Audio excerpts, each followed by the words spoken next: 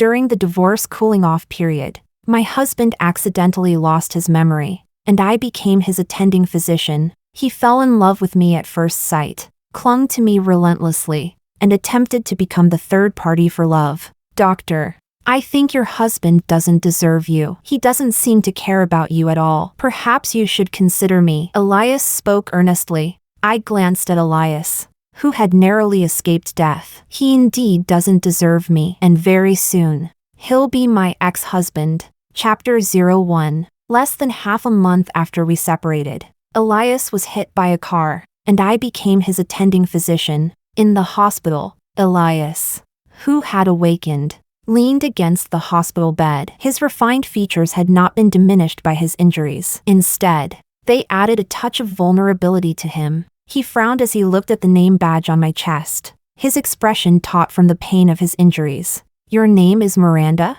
I tightened my grip on the pupil pen in my pocket, ignored Elias, and instead looked at his assistant. It's retrograde amnesia caused by the impact. Continue hospitalization and observation for a while. Remember to notify his family. Over the past half-month, Elias had erased every trace of me from his life, even replacing his assistant with a new one. The new assistant did not know me. After hearing my words, he nodded hurriedly. Okay. Thank you, doctor. Under Elias's slightly probing gaze, I left the ward with the group doing rounds in a grand procession. The intern, Dr. Luna, who was following beside me, turned her head to glance at Elias, then lowered her voice and teased me. Miranda, why do I feel like the patient in bed 37 looks at you strangely, like his soul has been hooked away by you? You're overthinking it. He won't like me. How do you know? I just filed for divorce with him. Oh, The person Elias liked was someone passionate and charming like Selena. Elias and I had been married for 3 years. We had known each other and spent more than 1,000 days and nights together. Yet all of that could not compare to one sentence from Selena. Elias, I regret it. Because of her one sentence of regret, Elias put the wedding ring on her finger and left me alone in the bridal shop while I was trying on wedding dresses. And now, Elias and I had finally separated. But Elias had lost his memory and forgotten both me and Selena completely. Chapter 02. Elias's work had never been easy, and I was also busy running around the hospital. After we got married, it was not until this year that we finally set a date to make up for the wedding ceremony. During the months when I was preparing for the wedding, Elias quietly changed to a new secretary without saying a word. It was not until Elias used company matters as an excuse and left me alone in the bridal shop that I learned from his former secretary that the new secretary he insisted on replacing the old one with was Selena. She was Elias's first love. They had hastily broken up the year they graduated from university, and from then on, there had been no news of her. Elias had mentioned her in front of me 2 or 3 times, always with an expression of disgust. He had always brooded over the fact that Selena had abandoned him and left without saying goodbye back then. But now, Selena only needed one sentence of regret to drag both his body and heart over to her. That night, Elias returned home looking exhausted. As he loosened his tie, he brought up the wedding with me. Miranda, which wedding dress did you like today? I think the first few sets you tried on were all very suitable. Why don't we buy them all? Elias took my hand, the corners of his lips lifting slightly. After buying them, we can keep them at home as a keepsake. Elias, let's get divorced. The sentence had nothing to do with what came before it. Elias froze on the spot, thinking he had misheard. What are you talking about? Tomorrow, we'll go to the Civil Affairs Bureau and handle the procedures. Seeing my firm attitude, Elias fell silent for a while. Then, furious to the extreme, he laughed instead, pulled me down onto the sofa, and patiently said, Is it because I was busy with work today and couldn't accompany you to try on wedding dresses? Or is it because I couldn't reserve the ring you liked? I already said I would make it up to you with another one that's bigger and more expensive. All right, Miranda, stop making a scene. Divorce isn't something to joke about. My eyes had been red from crying during the day, and even my eyelids were swollen. Elias did not notice at all. Instead, without allowing any explanation, he leaned in and kissed me. It was a kiss meant to soothe me, lingering so much that it made me feel a little nauseous. I pushed Elias away and wiped my lips hard. I'm not making a scene. I just think you're filthy. Chapter 03. When I said the name Selena, Elias's expression suddenly changed. Then, embarrassed and furious, he gritted his teeth and agreed to divorce me. Miranda, you are the one who chose to end our marriage. After submitting the divorce application, Elias and I walked out of the Civil Affairs Bureau. He left those words behind, then drove away without looking back. The way he said it made it sound as though he had never once thought of separating from me. All we needed to do was wait another 30 days. Once the cooling-off period passed, he and I would be able to get the divorce certificate. But just as I was numbing myself with work, trying to completely cut Elias out of my life, Elias suddenly changed his route on the way to discuss a business deal, which led to a car accident. Now Elias had been transferred into my hands and become my patient. What was even more cursed than that was that after losing his memory, Elias fell in love with me at first sight. Early on the third morning, while I was doing rounds, Elias suddenly stopped me. Dr. Miranda, do you have a boyfriend? Elias looked at me eagerly. Luna, who was beside me, suddenly trembled all over and let out a muffled laugh that she had almost failed to hold back. Looking at Elias, who had become especially innocent because of his amnesia, my tone stalled. I have a husband. Chapter 04. Elias and I had fallen out of love, but our marriage still legally existed.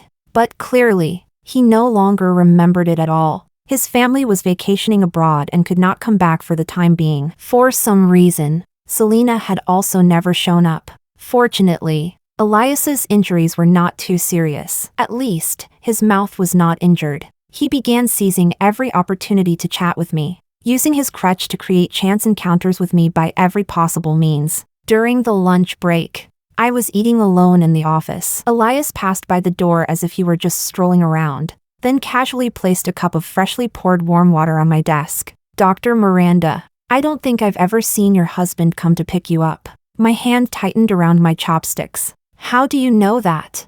You can see the hospital entrance from the ward window. Every day when you come to work and leave work, you're always alone. I suddenly felt that the Elias in front of me was terribly unfamiliar. He had always been calm and self-possessed. From the moment I met him, my strongest impression of him had been his restraint. I vaguely sensed that Elias's current state was the way he only became when facing Selena. High-spirited, proud like a peacock spreading its tail, and even somewhat unreliable. Perhaps I had never truly seen through Elias. This realization made my heart feel as if it had been thrown into a basin of ice water. Shrinking violently, I closed my lunchbox and asked Elias what he meant by that. I just feel like he doesn't seem to care about you at all, and I heard from your colleagues that the two of you seem to have fallen out.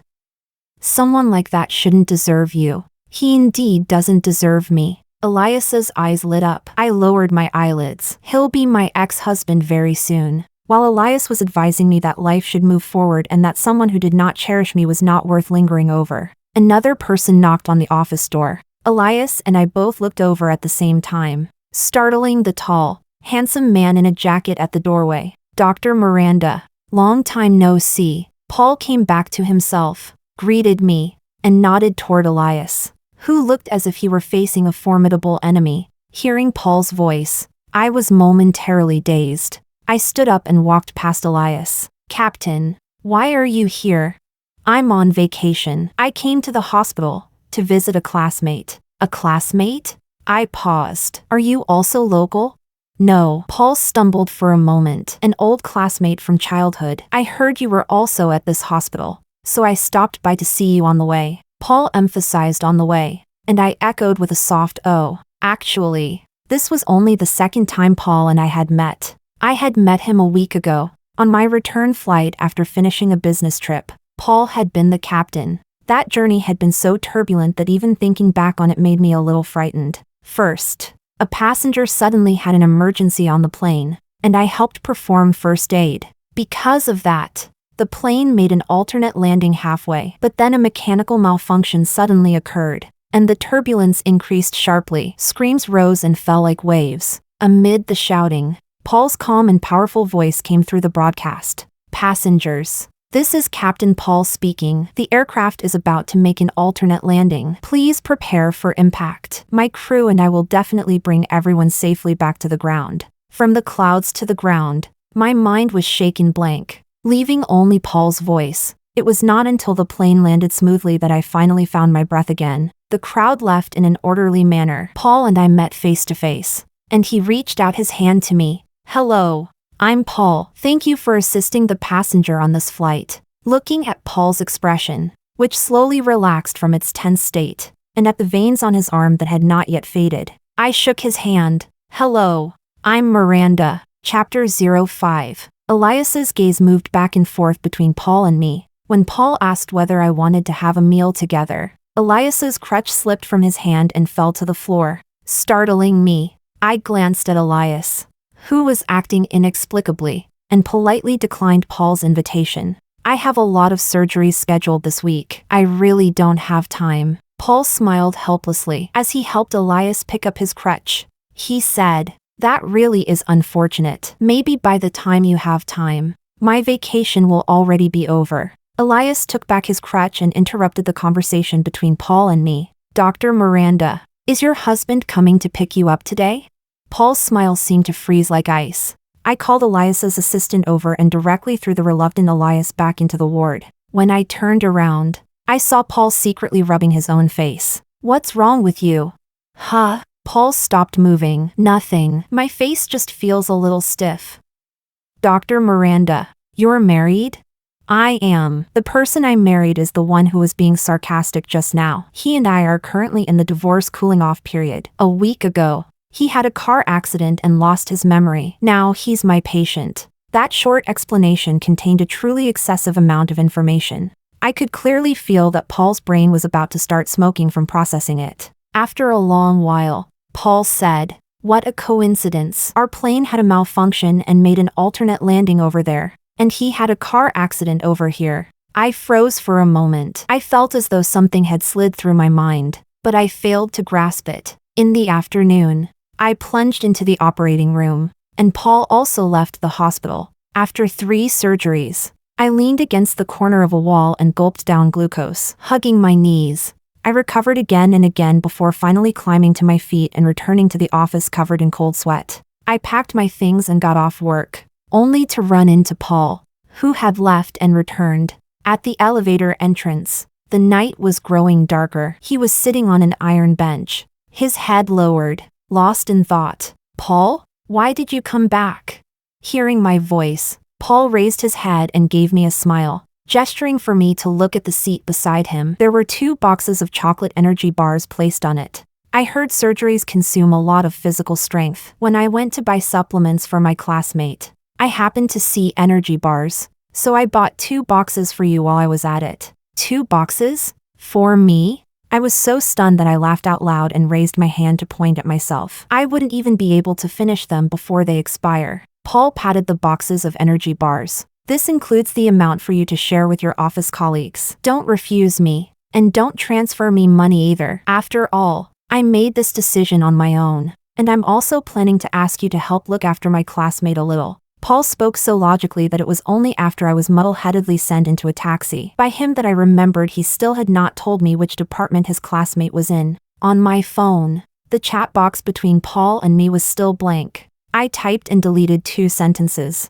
asking him where his classmate was. After about 10 minutes, Paul's message popped up. "Dr. Miranda, my classmate should be discharged soon. I'll trouble you again next time he's hospitalized." Chapter 06. Elias's memory was still hazy, and only his assistant was accompanying him. It was not until Elias had been hospitalized for nearly 10 days that Jonathan finally came to visit him. Jonathan and Elias had been close enough to share a pair of pants since high school, and even the company had been founded by the 2 of them together. After dragging things out with Elias for a long while, Jonathan came to find me. "Are you really planning to divorce him?"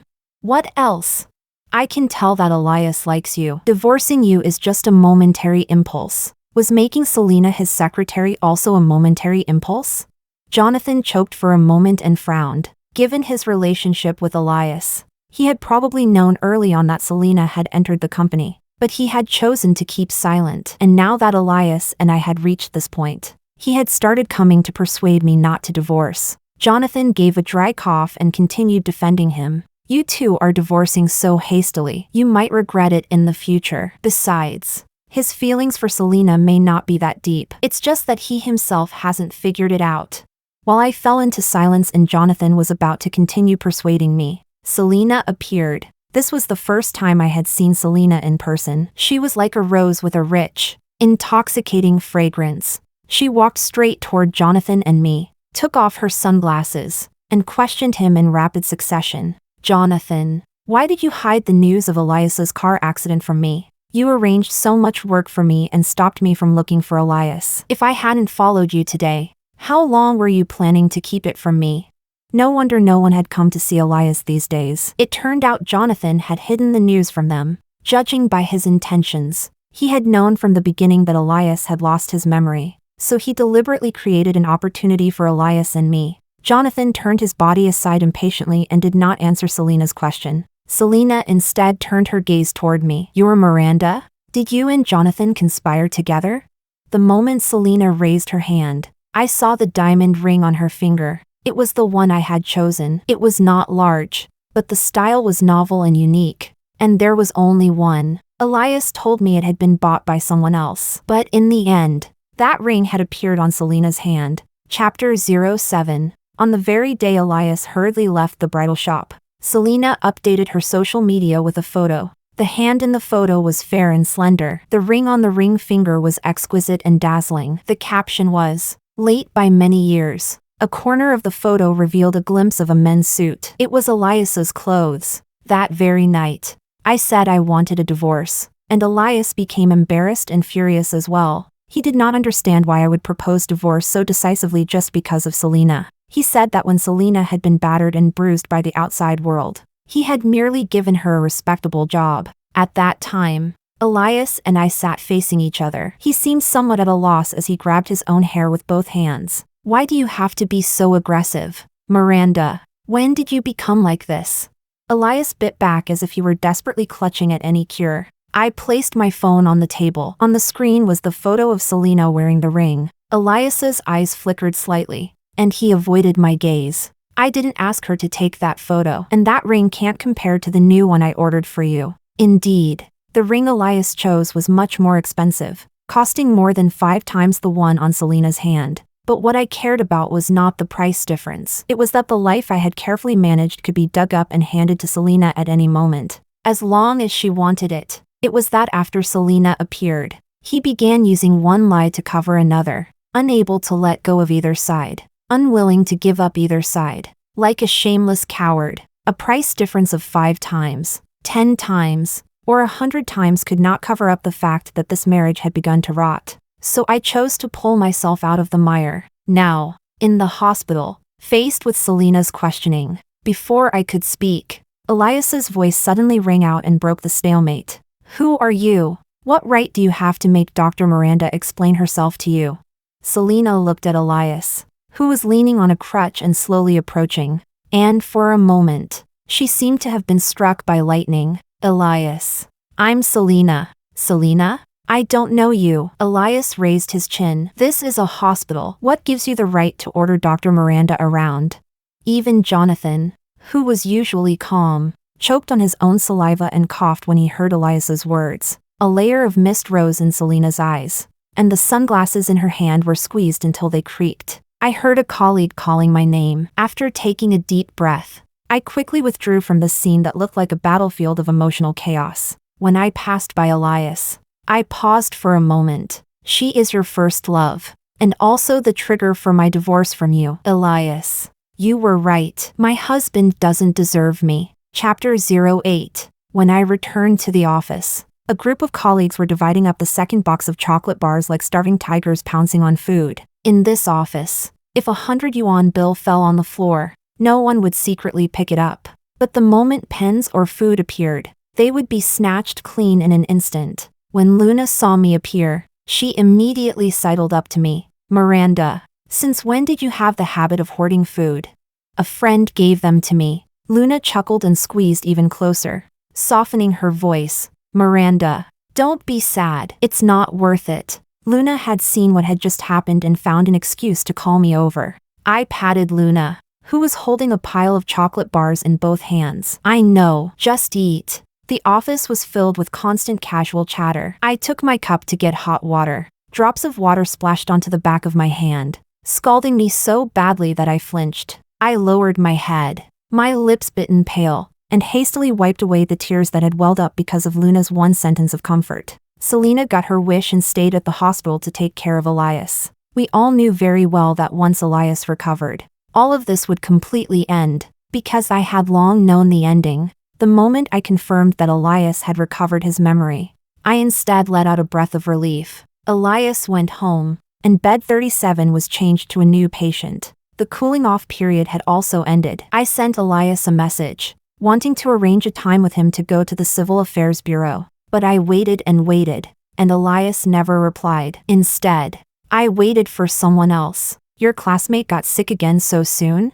I looked at Paul, who had suddenly appeared, unable to hide my surprise. This time has nothing to do with a patient. I saw a certain doctor's moments and noticed that she had lost a record while moving before. This time I flew an international route, so I happened to find an identical one and brought it back. Paul lightly shook the craft paper bag in his hand. Inside was a vinyl record case. I almost failed to control my tone. An out-of-print record. Where did you find it? I was lucky. I found it as soon as I started looking. Paul spoke lightly. I rubbed my fingertips together and gradually calmed down. One shouldn't accept rewards without merit. I'll transfer the money to you. We can be considered friends now. There's no need to divide things so clearly. If you really want to thank me, why don't you treat me to a meal when you have time? I stared into Paul's smiling eyes, and a somewhat outrageous thought surfaced in my mind. Paul, you wouldn't happen to like me, would you? I said half jokingly and half seriously. Paul was choked by my directness. Am I that obvious? I was also choked by Paul's directness. And for a moment, I did not even know what expression I should put on. Captain, although we can be considered friends, you probably don't know me very well. I know. That's why I'm still in the process of getting to know you. I just got out of a marriage. I have no plans to date. I only want a chance to get to know you. Paul seemed to have guessed my answer in advance. He was not disappointed, nor was he annoyed. He only stuffed the paper bag's handle into my hand and bent slightly at the waist. Dr. Miranda is highly skilled, gentle, and smart. I like you. That isn't too much, is it? Paul's sudden closeness made me lean back slightly. Under Paul's puzzled gaze, I took out my phone and quickly transferred money to him. Remember to accept it. Also, Dr. Miranda is very busy today and truly has no time to entertain you. Paul raised an eyebrow and turned to leave without the slightest question. The notification that Paul had accepted the payment came from my phone. The next instant, Paul poked his head in from outside the door again. Accepting the money doesn't mean I'm giving up. It's just that you gave too much. So by accepting it, I'll have a reason to treat you to a meal in the future. Chapter 09. Perhaps it really was a cursed bond. Elias, who had recovered his memory, was actually unwilling to divorce me. Jonathan said that after Elias was discharged from the hospital, he had been depressed and gloomy, and was not even very attentive to the rehabilitation training for his leg injury. Jonathan hoped I could persuade Elias, instead of contacting him only to bring up divorce.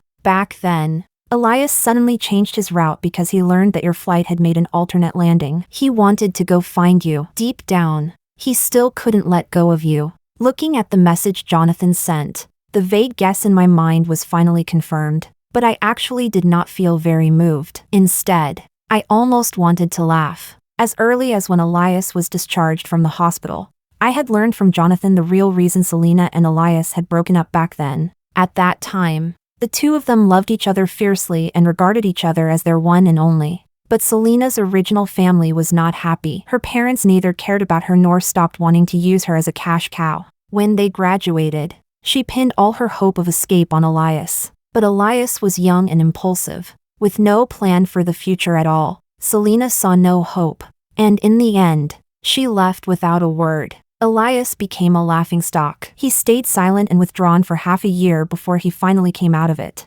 And his personality changed completely, becoming the way he was when I came to know him, steady and restrained. A passionate story of never looking down on a poor young man. No matter how I looked at it now, the two protagonists should have gone through hardship and finally ended up together. But Elias actually backed down. I was silent for a while before replying to Jonathan's message. His car accident was not my fault. As a doctor, I have already completed my work. I knew Jonathan would definitely say I was too cold, so I directly blocked him. Elias kept avoiding me, delaying things again and again. This stalemate continued until the day a sudden earthquake struck Jiangming City. The hospital sent a medical team to Jiangming City for support, and I was among them. Before departure, Elias somehow got the news and took the initiative to call me. "You're going to Jiangming? Are you crazy? That's an earthquake zone." Elias's tone was hurried, mixed with a trace of unease. "I don't have time to talk to you about this. Don't hang up yet." Elias interrupted me. "I'm coming to find you now. Don't you want to divorce me? Stay here. We'll find a place and discuss it slowly." Elias, I hope you can understand clearly that before I became your wife, I was already a doctor. The sound of car horns came from the other end of the phone. Elias was indeed on his way to find me, but I hung up the phone, picked up my bag, and got on the bus. Chapter 10. This earthquake destroyed countless buildings. By the time the medical team traveled through several transfers and arrived in the disaster area, all we could see were stretches of ruins one after another. The collapsed buildings buried breaths beneath them, amid the aftershocks that would invade from time to time. Countless rescue teams who had rushed to the earthquake zone were snatching people back from the hands of death. I was almost completely cut off from the outside world. Sometimes, I could not even remember the time. The intense pressure on both body and mind attacked in turns, making even rest uneasy. At night, I lay sprawled in the tent, half asleep and half awake. I vaguely sensed someone entering the tent, but my eyelids were terribly heavy, and I did not even have the strength to open my eyes. As if I were inside a dark dream, someone stopped beside me and applied medicine to the scrapes on my hand. "Now I suppose I understand you well enough. You really are stubborn. If I had known earlier, I wouldn't have praised you for being gentle." A hand gently rubbed the top of my head. A sigh-like voice dissolved into the heavy air. When my colleague woke me up and I looked at my hand under the light, clearly treated with medicine, I truly froze for a moment. It wasn't a dream? I subconsciously looked around, wanting to find that familiar figure. Seeing this, my colleague reacted and explained to me, "Your friend came to see you. His family donated supplies, and he came to deliver them." "Did he leave?"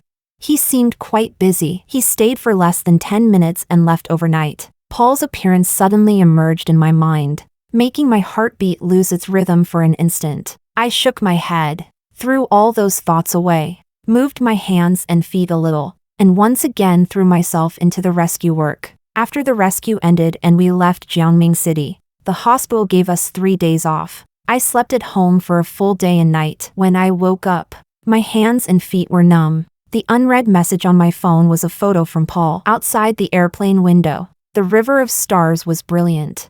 I gradually recovered my energy as well and planned to go out to throw away the trash. But as soon as I pushed open the door, I was startled by Elias, who was leaning against the wall and guarding the entrance to my home. Elias had deep dark circles under his eyes. Judging by his appearance, he had been waiting for a long time. "When did you get here?" "I came at noon. I heard you were back and had taken leave, so I came here." "I thought you weren't home." I had slept so deeply that I had not heard the knocking at all. Elias looked as though he wanted to speak but stopped. I rubbed my sore eyes and looked at his obviously pale face, then made way for him. "Come in and talk." The warm light cast by the floor lamp spread over Elias. I poured myself a glass of water. Elias instinctively reached out to take it. When he saw that I drank it myself, he withdrew his hand awkwardly. "Miranda, how have you been during this time? Is your body all right?"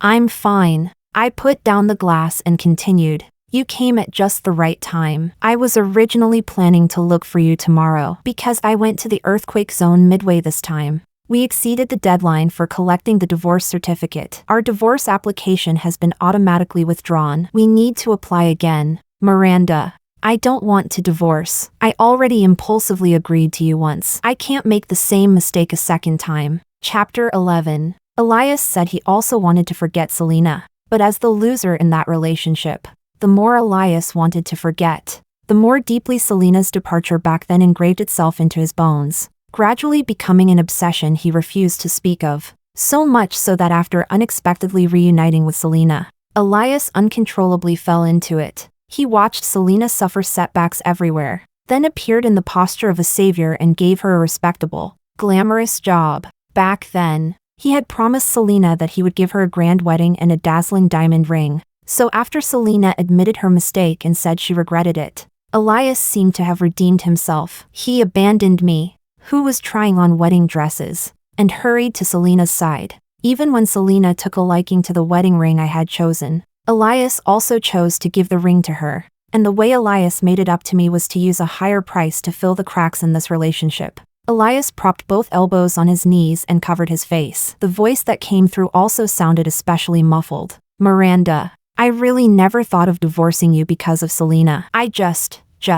Elias could not continue. You just couldn't let go of the fact that she abandoned you back then. So you wanted her to witness how successful you are now. I finished the words Elias had not completed for him. Elias looked up at me. After seeing the disappointment and coldness in my eyes clearly, Elias sat dazed on the sofa. I understand that you wanted to use your current power to make up for the frustration you felt back then, but that is not a bargaining chip you can use to hurt me and beg for forgiveness. I always thought you truly loved Selena, and I also didn't want to fight and compete over a man. But in the end, you were actually wavering between me and her, and even only wove a beautiful dream for her. You satisfied your own obsession, saw your own heart clearly, and then pushed all the blame onto Selena. Elias, the person you are now is so despicable that it is frightening. All the color drained from Elias's face. He opened his mouth, but no sound came out. Perhaps he had thought that once he laid bare his past, I would understand him and forgive him. But from the moment he shifted the blame, the despicableness and cowardice he had desperately tried to hide were completely laid out. Chapter 12. It was rare for Elias to have such a desolate moment. Back then, he and I met at an alumni symposium. After that, within just 1 month, we ran into each other 4 times in different places. As if it were a destined fate, he and I had the same hobbies, the same tastes, and even our habits in daily life were astonishingly similar. From dating to marriage, everything happened naturally. The two of us had never argued. The only dispute we had was when I proposed divorce. Even when I looked back on it myself, I found it absurd. I did not understand how Elias and I had reached this point. Perhaps there really are people who are trapped by obsession for life. So much so that Elias spared no cost to fill the wound from back then. And in doing so, hurt the people around him. Elias spoke again, his voice terribly hoarse. After we left the Civil Affairs Bureau that day, I was angry at you. I thought that if I erased all traces of you from my life, I could forget you. But the moment I found out that the plane you were on had malfunctioned, I was so scared I nearly went mad. I regretted agreeing to divorce you because of impulse. Miranda, I really have already seen clearly who the person I love is. Even if you gave me one chance to make it up to you. Elias's voice gradually lowered. I leaned against the sofa and breathed out a somewhat stifling breath from my chest. I am not a daughter flower clinging to you, nor am I a canary you keep at home. Elias, you should still remember that the reason we fell in love back then was because we were both independent and admired each other. I never regret the choices I make. It was like that when I married you back then, and it is the same now that I am divorcing you. I had indeed loved Elias. At that time, he was also worthy of my affection. It was just that he gradually became unfamiliar, and I would not degrade my own dignity for him. As for Selena, I knew she had suffered a lot. So after reuniting with Elias, she wanted to hold tightly onto this life-saving straw. I did not direct my spear at Selena, not because I chose to forgive her because she was pitiful. It was simply that I could tell who the true culprit was for the harm done to me, and Selena was not worth my time. After I issued the order for him to leave, Elias stood up dejectedly, then, still somewhat unwilling to give up, asked again, if I insist on not divorcing, what will you do? I will contact a lawyer as soon as possible and file a lawsuit against you. But if it really comes to that point and we tear each other apart, it will not benefit your company. Elias lowered his head and curved his lips into a bleak smile. Miranda, you haven't changed. From the moment we met, you've always been this calm. I'm the one who changed. Calm? I did not know. I only knew that after people finish crying, they have to keep moving forward. If you walk into a dead end, you have to turn back in time. Elias dragged his heavy steps toward the door, leaving only one sentence behind. Pick a time. I'll see you at the entrance of the Civil Affairs Bureau. Chapter 13. After twists and turns, we finally divorced. After everything was handled cleanly, I received the marital property I was entitled to, then donated all of it to my alma mater and established an education fund. Some time later, I heard that Selena and Elias fought so badly that things became irreparable. In the end, she left the city, and Elias also completely faded from my life. In stark contrast to Elias was Paul. The traces he left in my life gradually deepened. Even Luna came to know him. The moment Luna's eyes lit up and she mysteriously bounced in front of me, I knew Paul had come again. Miranda. That chocolate bar guy sure comes often. I think he seems pretty reliable. Chocolate bar guy. Hearing that nickname made my vision go dark. I poked Luna's waist. When did you start speaking for him? When you eat someone's food, your mouth softens. Luna had both hands in her pockets and spoke with complete confidence. And Paul was even more confident than Luna. This time, I'm not coming without a reason. I'm moving into a new home. You have to come congratulate me, don't you? Moving into a new home? I repeated in surprise. Paul nodded with an air of composure. I'm moving to the city. In any case, I often fly back and forth, so where I live doesn't make much difference. Besides, this city isn't far from my home either. If you're moving, couldn't you just send me a message? Why make a trip here? If I can see you in person, why would I send a message? Paul's rhetorical question choked back all my words. I paused for a moment, then asked, when are we celebrating? This weekend, during your rest time. Paul reported the name of the restaurant and proudly lifted his chin. A table for two at this restaurant is very hard to reserve. A table for two? I looked at Paul suspiciously. No one else? Don't you still have an old classmate here? Paul's expression froze, and he laughed awkwardly twice. Maybe he got sick again. The moment he said this, Paul himself laughed guiltily. All right, I admit it. There was no such person from the beginning. I came just to see you, I swear. This is the only thing I lied to you about. If you had already had someone in your heart at that time, I definitely wouldn't have disturbed you again, but you had already filed for divorce. I just felt that my chance had come. Paul's honesty and sincerity were like a ball of flame, carrying a temperature that could burn people. I pursed my lips and decided to make everything clear first. Paul, you should also be able to tell that I'm not some submissive person who endures everything. Nor am I so gentle that I have no opinions of my own. Paul also became solemn. I know. I could tell from the moment I found you in the tent in the disaster area. It's good that you know. I paused. Then continued. In November, I'm being sent abroad for further study for a year. It's a rare opportunity, and I won't give it up. After hearing this, Paul let out a heavy sigh of relief, regained his smile, and his eyes seemed to hold a brilliant glimmer. Further study? That's a good thing. You suddenly became so serious. I thought you were angry with me. His answer without the slightest hesitation truly made me pause. I suddenly realized that from the moment I met Paul until now, he had always respected my decisions. You just moved to this city, and I'm about to go abroad. You don't mind? I moved cities because I like you and wanted to be a little closer to you. Not because I wanted to tie you down here. I'm a pilot. I know a flight path can't deviate. You have your own life path, and I will only be happy for you. Besides, Paul leaned closer, bending down to look into my eyes. Besides, you have such strong opinions of your own. I love you even more. Chapter 14. In the winter of the second year, after finishing my further study, I set foot on the road back home. It was a direct flight. Passengers took their seats one after another, and my seat was next to a friend I had met during my studies. She and I lowered our heads and translated papers. Time passed slowly. Before takeoff, a familiar voice suddenly came through the announcement. My hand paused as it slid across the tablet screen, and a soft laugh escaped me. It was as if something had suddenly bumped against the tip of my heart. Miranda, what are you laughing at? My friend nudged my arm, her tone puzzled. Nothing. I just think this captain named Paul has a very pleasant voice. I closed the screen and looked out the airplane window, feeling the plane gradually leave the ground. The plane would not deviate from its route. It headed toward home. After arriving at the destination, I waited at the airport for Paul, who hurried over to find me. Surprised? Paul walked over quickly, The corners of his mouth lifted so high he could not press them down. I let go of my luggage and rushed over, giving Paul a solid hug. "Thank you, I'm very surprised." Paul's body stiffened for an instant because of the sudden hug. Then he turned passive into active and held me even tighter. "Waiting for you to hug me once really wasn't easy. Then I'll hug you more often in the future." "That's more like it." Paul buried his head in the hollow of my shoulder. A moment later, I heard him say, "Welcome to your landing, my great Dr. Miranda." Chapter 15. Elias learned from a business partner that Miranda was getting married.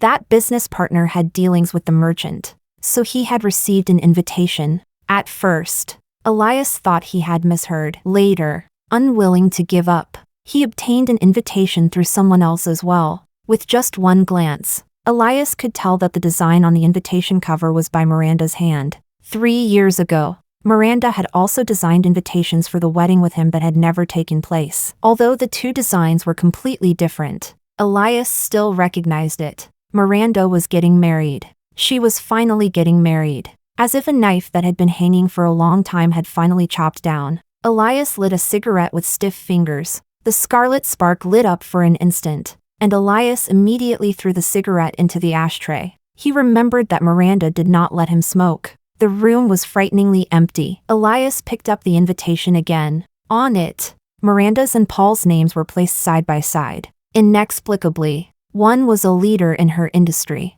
the youngest chief physician in Beihai City. The other was a civil aviation captain who had been a favored child of heaven since childhood. Together, the two were evenly matched, so well suited that Elias's heart trembled. He had met Paul before, when he had lost his memory, in Miranda's office. He could tell that even then, Paul had already fallen for Miranda. It was not strange either. It would not be strange for anyone to fall for Miranda. But only later did Elias learn that Paul was the captain of the plane on which Miranda had experienced the alternate landing, while he himself had gotten into a car accident on the way to find Miranda. It was as if from that moment, it had already foretold that he was completely out of the game. After Jonathan learned about this, he truly could not say anything comforting and could only advise Elias to take it easy. Miranda had long since cut ties with Jonathan. Now, whenever he thought of how he had once persuaded Miranda and Elias to get back together, he felt so embarrassed that his scalp tingled. Business had not been easy these past 2 years. Selena had once thought Elias would marry her,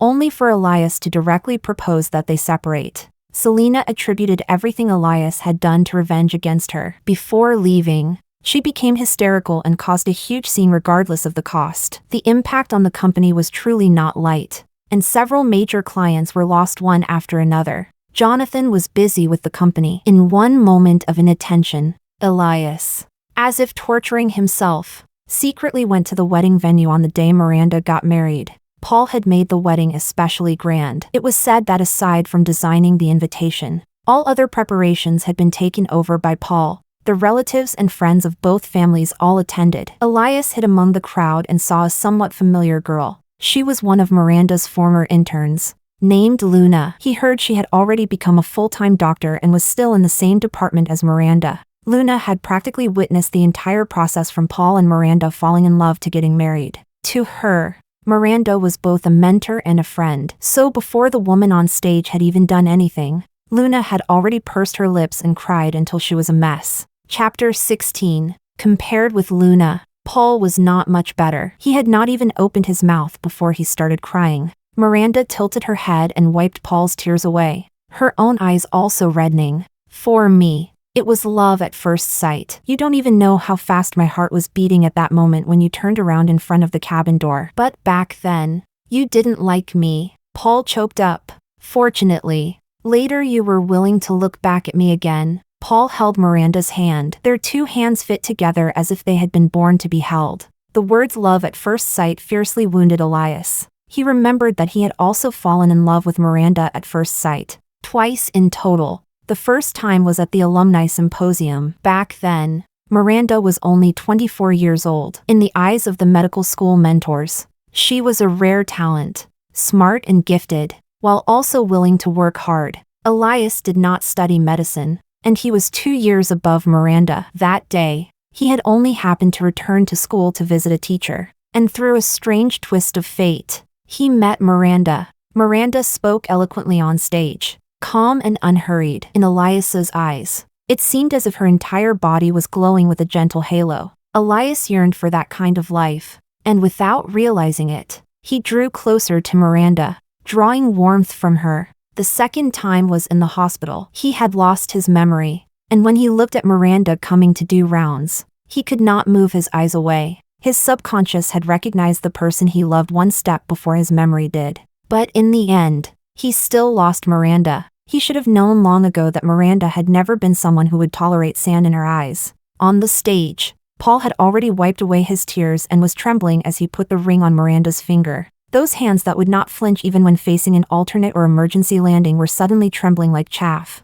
Seeing that Paul was about to lose control of his tears again, Miranda laughed helplessly, helped put the ring on herself, then put the other ring on Paul's hand. Afterward, she stood on tiptoe and kissed Paul. Although it wasn't love at first sight for me, I promise that every day from now on, I will love you even more. Miranda spoke solemnly. The crowd was cheering. Elias also clapped mechanically along with them, but his expression was utterly lost. A stranger patted Elias on the shoulder and asked if he was feeling unwell. Elias lowered his head and said, "I'm fine." He had only thought of his former wife, that person who was usually gentle and bright, whose soul was also resilient and decisive, had once trusted him completely and loved him like this. Elias left the wedding venue in a daze. The sound of white doves being released faintly came from behind him. Elias understood that he had brought all of this upon himself. It was his wavering, his greed in wanting more after already getting what he had,